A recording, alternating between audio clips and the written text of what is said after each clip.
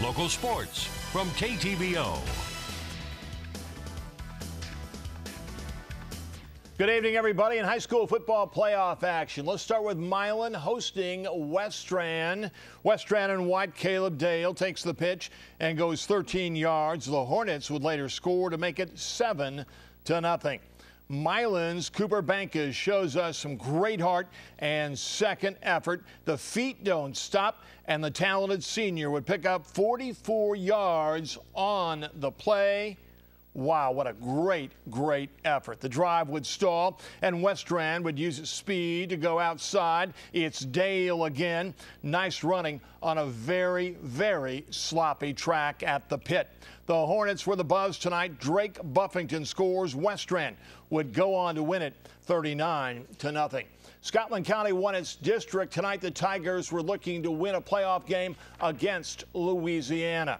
Louisiana and white got on the scoreboard first. Greg Pitzer calls his own number, and the Bulldogs were on top by the score of 7-0.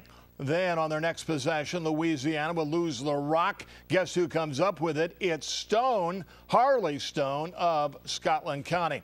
But the Tigers gave it right back on a cold, wet November night.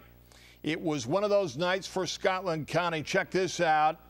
This touchdown would be called back because of holding. Louisiana would go on to win it 29-20. The Macon football team beat Clark County during the regular season. Chris Curtis tells us if the Tigers could make it 2 in a row over the Indians. Yeah, Fred, if the Tigers could make it 2 in a row, they would move on to face either Monroe City or get a little revenge on #1 Centralia. They have to win this game first to advance.